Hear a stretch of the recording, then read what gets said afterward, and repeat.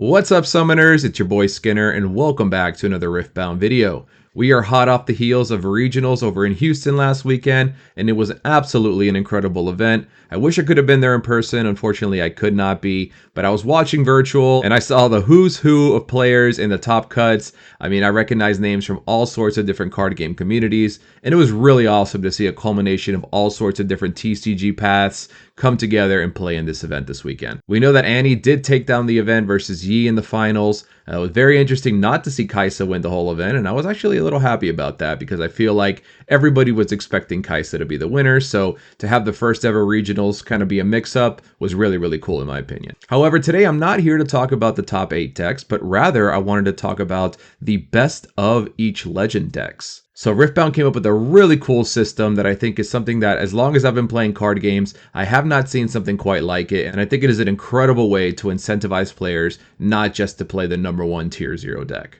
So the way that this works is no matter which legend you choose to play, if you are the highest performing person playing that legend, you will get yourself an exclusive card that is metal and is of this champion that can be used in actual tournaments because it never shuffles into your deck. This obviously switches the metagame up to a certain degree because there's decks involved that shouldn't necessarily be there, so it really makes things interesting. And maybe you are playing Kai'Sa, but you don't really know how to play against Garen or Lux, so it really adds a little bit of a twist and offers a really cool incentive. I've seen these cards already going for tens of thousands of dollars. I have people consigning them and all sorts of stuff. So I definitely think a worthy prize for playing a character that's not just Kai'Sa. So today I actually wanted to get into those deck lists. I thought they were very interesting. Keep in mind, this doesn't necessarily mean it's the best of deck forever, right? So this was a specific event. The matchups were specific to whatever they landed on. So just because it was the best of deck for this event does not mean it's the perfect deck that you could just copy paste and it's never going to have any problems, right? I'm sure a lot of these players would happily tell you a card they would cut or a sideboard or something. So, keep innovating. Don't think this is the end all be all, the perfect solve for set number 1. But I definitely think it's a cool place to start. All right, so getting us started, obviously the first place deck, Annie. This is the best of Annie because it took down the whole tournament. So really awesome list. As you can see, they were playing the Dreaming Tree, which, allows him to, every time he's playing Flash or anything like that, he's able to draw cards off of it. So pretty stock list here. Obviously, we have the Vi Ride the Wind combo, which is, one of the main ways that Annie can close out the game, going from 6 to 8 very quickly.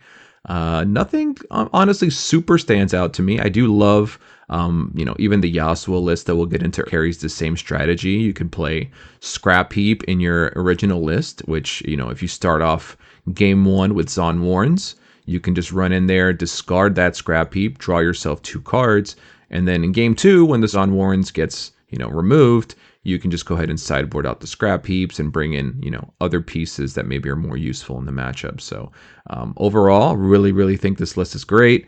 Not super expensive to build if you have flashes, which are up to like $60 right now. This price here is not accurate.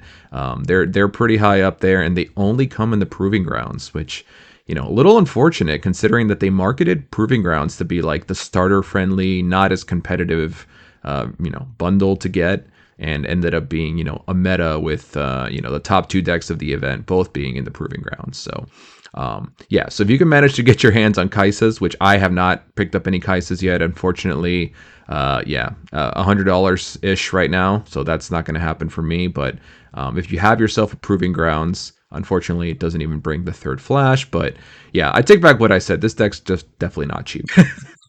I was going to say, but most of this stuff is commons and uncommons, but yeah, the cards that are, rare are definitely expensive. So, still a really cool list. I love to see Annie dominating the metagame and, being able to ready up 2 runes at the end of every turn. I mean, that's obviously strong, considering that almost all of Annie's spells are 2 or less. So pretty much just leaves up a ton of tricks, and I think it's going to continue to be a menace until the end of the format. Up next, we have the second place list, which is Master Yi, a deck that I feel like has been underrepresented, at least before this event. I haven't seen a lot of people playing Master Yi, especially at my locals or even in some of the online events and standings and things that I've looked at. Not a ton of Master Yi, so it is cool to see him show that he really is powerful and making a second place finish here at this event. We see that he went with the Dazzling Aurora build. I know some Yi decks are opting, not to play this. I love to see all the giant threats that this Aurora can hit. Obviously, Volley Bear, some dragons, some predators, some protectors, all sorts of big guys. And then just a ton of counter spells and things, right? So you can resolve your stuff, your opponent can't resolve theirs. We have a little bit of hand disruption here with the sabotage. So yeah, obviously a great deck. Interesting that we're playing Aspirant's Climb, giving us a little bit more time to set up and be able to pull off our combo, so we can't just get rushed down by Annie right away. This also very good against Annie. I've seen a lot more players, including this Vilemal's Lair, just because you can't just flash out or scoot yourself out with Fight or Flight. So yeah, really good inclusion there.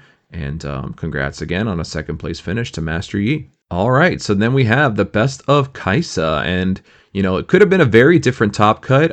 For those of you who don't know, there was a missed trigger on this Arena's Greatest, which unfortunately did cost the Kai'Sa player the the 8th point. When they realized it was too late to take it back.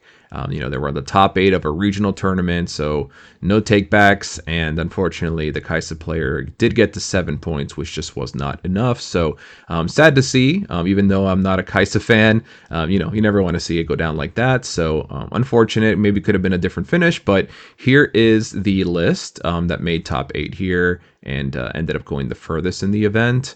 We see, Falling Star ×3. No Acathian Reigns here, not even in the sideboard. Oh, I'm sorry, I'm mistaken. There is one in the sideboard, but yeah, choosing to go none in the main board.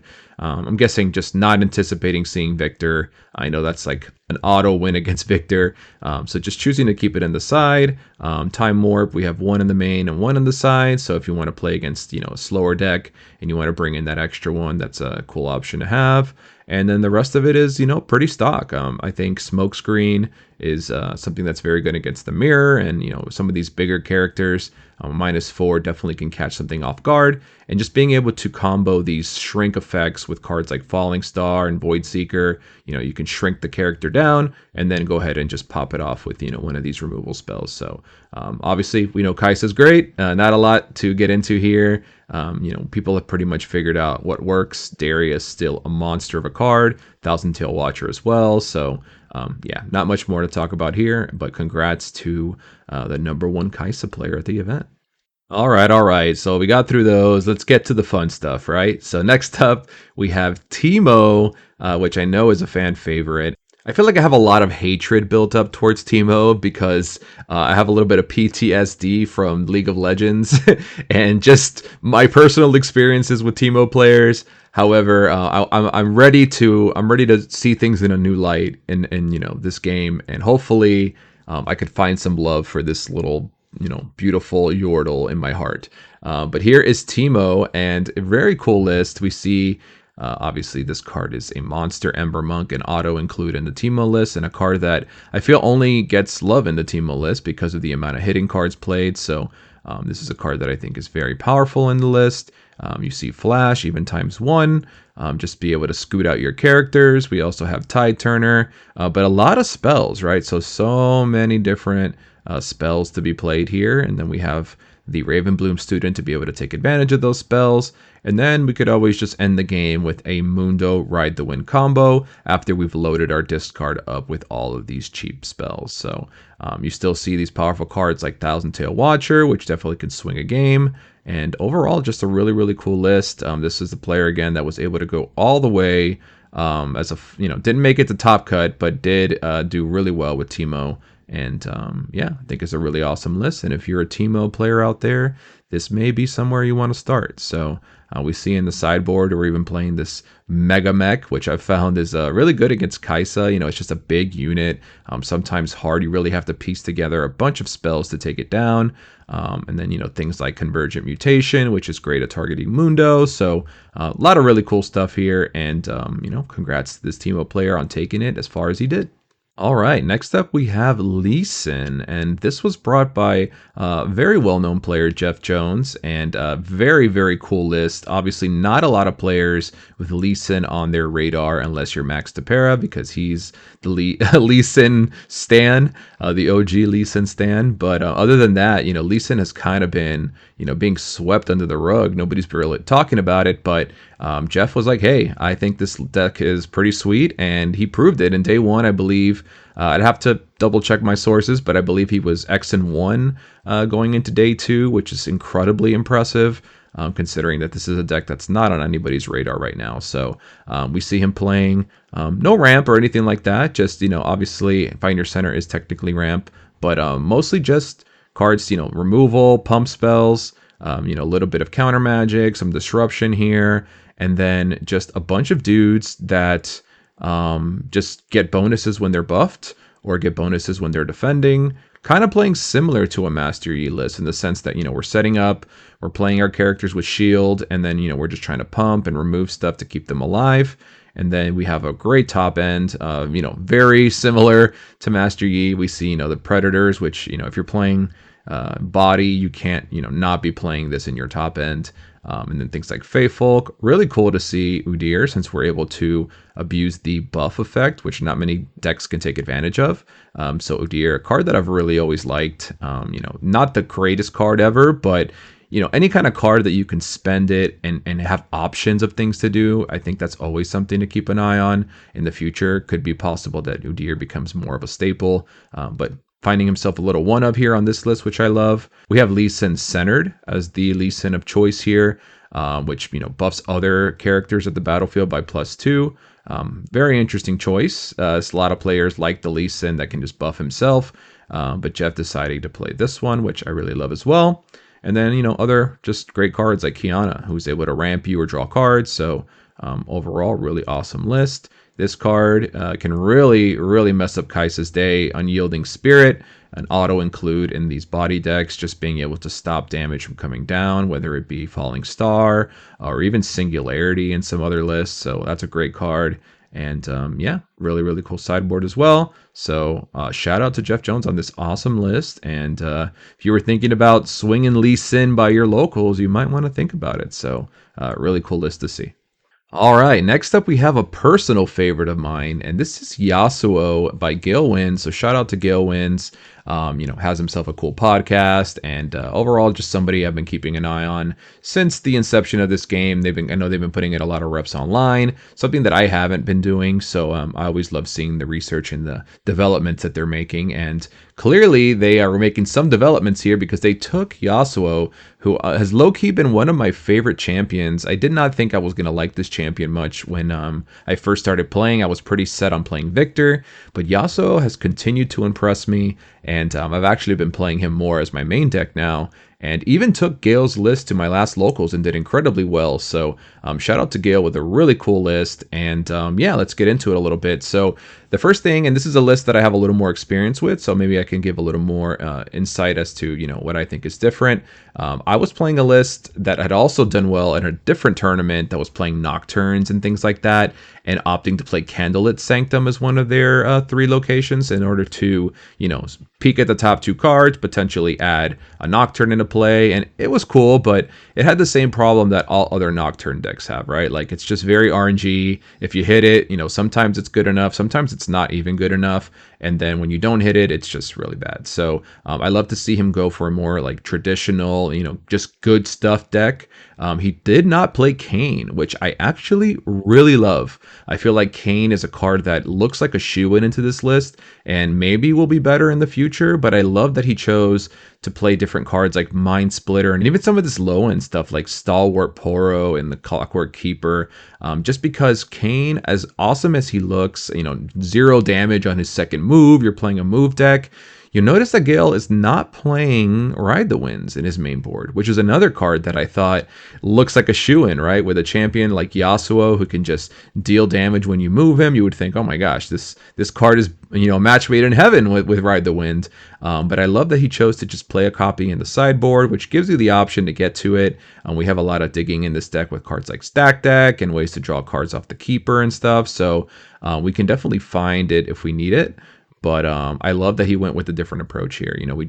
We cut all that nonsense, the moving twice stuff. I mean, all this conditional, maybe good stuff, and just going for, holds early. the list I was originally playing was not playing Stalwart Poro, and this guy puts in a lot of work. Just being able to shield for 3, and then you can pump him up with different spells. So he holds very, very good early game and scores you a lot of sneaky points. So overall, I love this list. I think it's a great place to start if you're looking to get into Yasuo.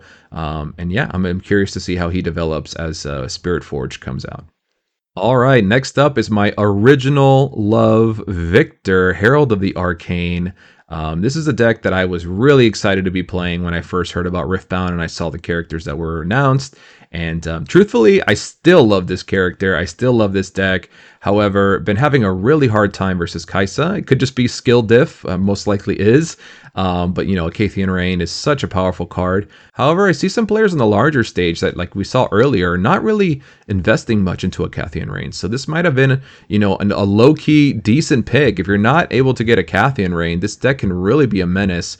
And we did hear that it beat up on a bunch of Kai'Sas throughout the day, which I'm very interested to hear more about. But here is Viktor, and this one was played by Cody. And it's very, very different approach. We see cards like Vanguard Attendant, a card that I have not seen in any list. And this is like a Teemo Darius, I guess. He comes in, he's ready, he can push for 5.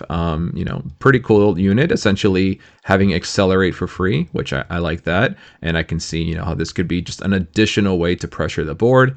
We obviously have 3 of the Watcher because that's obvious. And then interesting to see him go Watcher and Rex, right? So I've seen people play one or the other just because, the blue can be kind of heavy. And we see that there are a lot of costs, which we'll get into that in a moment as well.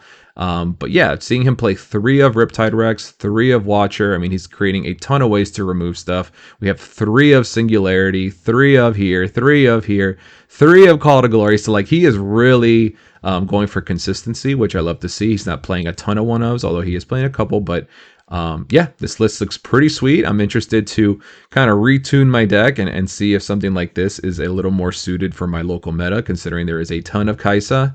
But the biggest thing here that I think is interesting is the lack of seals, right? So we do have a ton of costs here. We have, plenty of yellow costs, as you can see. We see double blue, single blue, double blue.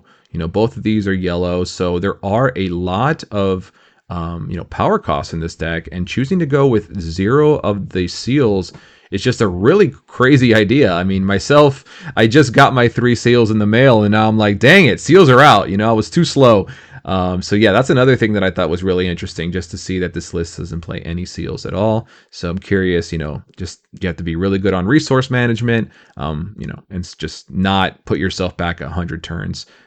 So yeah, overall, congrats to Cody. Really cool list. I love Viktor, and I always going to have special place in my heart for anybody that's playing Viktor, especially on the large stage. So congratulations and great run. All right, where my Garen mains at? So next up, we have the most unsuspecting champion here, legend, is Garen, Might of Demacia.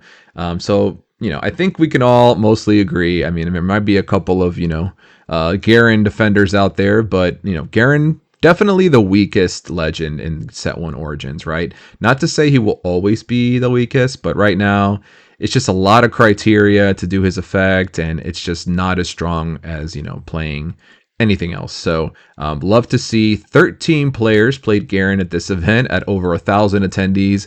We had 13 brave souls take a swing at it, and it looks like Thibaut, I don't want to pronounce it wrong, but T took this deck the furthest out of all the other 12 Garens. And really interesting list here. We can see here we're just trying to ramp, essentially, get to the big stuff, and then, play cards. This card, I think, has been underplayed a lot. Just, kill a unit at the battlefield. There's no kind of criteria, no kind of, if this happens, then do this. No, this is just flat out, you're dead. Which I love to see. We have seen some of the Garen lists. Not that there have been many, but we have seen online some people playing Garen and running Divine Judgment. This can be quite powerful against decks like Kai'Sa, which tend to have like 100 cards in their hand. You can just kind of, make them get rid of all their runes, all their cards in their hand, and kind of have to play by your rules. So if you're able to ramp and just resolve a big character and then, kind of put them in a position where they have no resources, you could potentially steal some games there. So I love to see that. And then, I love that he just went with Dazzling Aurora. Dazzling Aurora it doesn't really matter what leader you put it in. This card is just powerful, right? So he essentially just played Garen as the leader, but then built it kind of like just your standard Aurora deck. So very smart option considering that Aurora is just a very crazy card if it doesn't get removed. Very interesting to see him playing one Forge of the Future in the main deck. Allows you to kill it to recycle 4 cards from trashes. I doubt we're doing it on ourselves. Most likely recycling, cards against things like Annie, which are able to grab cards back from the discard. Being able to recycle their spells back to the bottom of their deck could be quite detrimental to Annie, considering that Annie wants to be able to get them back later. So that is a cool little tech. And yeah, overall, congrats to Brave Soul, one of the 13 survivors here that played Garen. And I hope you're enjoying your Metal Garen card. All right. Speaking of characters that are very underrepresented, and I think the rest of this list will be pretty underrepresented characters in general, but we have Frodan, who may be a familiar name to some out there, and he decided to bring Leona Radiant Dawn. And I do know, based on a post I saw online, that Frodan is one of the few that is not selling his metal card. There are a few players that are not, but Frodan really wanted to take it down with Leona and keep that as a trophy. So I respect that, keeping it and knowing that he was the OG Leona GOAT. So love to see it. So the way this deck works is handing out buffs every time you stun something with Leona, and then just having a bunch of characters that have a great effects when they're buffed, right? Things like Fiora, which get a ton of keywords when they're buffed. Putting buffs on these shield characters can make them quite hard to get through. When you play me stun a unit, which is really great, you can play this before combat, then run in and really catch your opponent off guard if they have some giant character sitting at the base. We also have cards like Set, which get pumped for each character that you have that's buffed. And overall, just abusing the buff mechanic.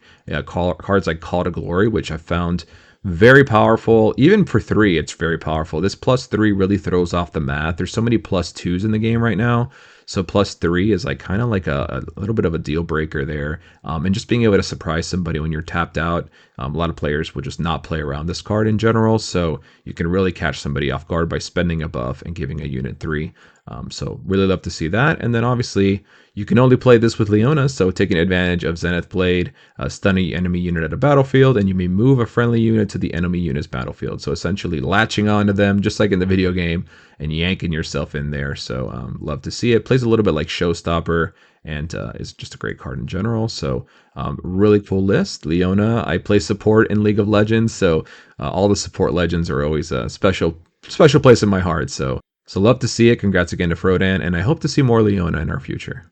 I know Jinx is a deck that everybody wishes was tier 0. Jinx is definitely a favorite for a lot of players. I know so many players that have not played League and really just got into it because they love Arcane, they love Jinx, they love Vi, they want to play with these characters. So a little sad that she's not better than she is in set 1, but still cool to see somebody, quite a few players actually, bringing her to the grand stage and trying to make a move here and get that metal card. And we do have cards like Unlicensed Armory, which we don't see often in other decks. Discard 1, and then you can exert it to choose a friendly unit, and the next time it dies, you can pay 1 to recall it instead. So this is almost like a set effect, right? Like you're able to pay power in order to recall your units rather than them dying.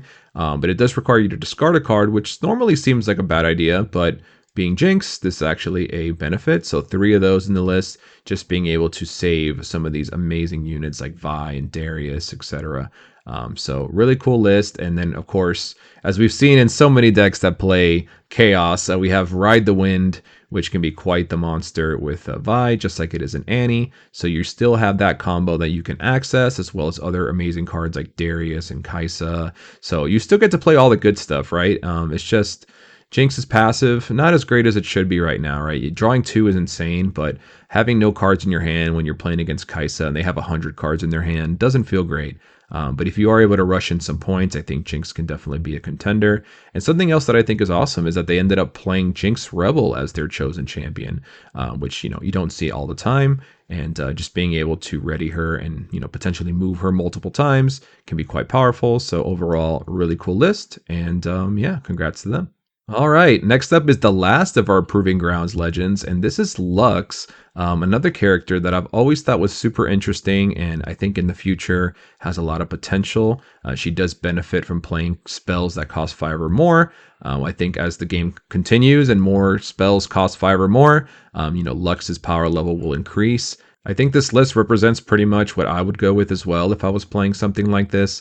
Having access to 3 of all the good removal stuff, so Falling Comet, Blast of Power, Singularity, even 3 of Unchecked Power is quite crazy, right? So we don't see this very often. Unchecked Power, just being able to board wipe your opponent off any battlefields, can really catch them off guard. And then obviously when you're playing these cards, you get to draw a card off of Lux, so adds a little bit of an extra benefit. Almost every card in the deck cantrips at this point.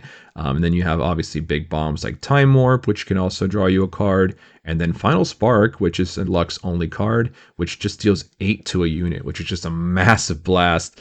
This definitely feels like getting ulted in the game. So yeah, just 8 to a unit can be quite huge. And yeah, just a ton of good removal, right? So this deck's looking just to kind of control the board, kill stuff with spells, deal damage to it, and then, just try to use these little tokens and things to just get enough points in. Yeah, it's a shame that Lux is not better right now. I think, cards like Viktor are just better in this color pairing, but yeah, really cool to see somebody play the Lux, and congrats on getting a really sweet metal card. I feel like a lot of people would really love to have a Lux metal card. She is a very cool champion, so yeah, really cool one. And it looks like, unfortunately, Riftbound GG does not have the last 4. They might be floating around on Twitter somewhere. I'd have to take a look and check, but I apologize, guys. Don't have the last 4 list here. So yeah, guys, I hope you enjoyed this video. Tell me what champion you're thinking about taking to your next locals. Are you still sticking with the meta, or did any of these champions and these players inspire you to maybe try something different? Let me know down in the comments below. Overall, I'm really excited to see, how many avenues are still left to be explored, especially with decks like Lee Sin that you'd never expect going X and 1 on day 1. So, although people do think that there's, one best deck, I think this tournament showed that, there's still room to grow, even in Origins, and especially going into Spirit Forge. So, thanks again for watching, guys. Hope you guys enjoyed the Riftbound content, and I'll catch you guys on the next one. Peace.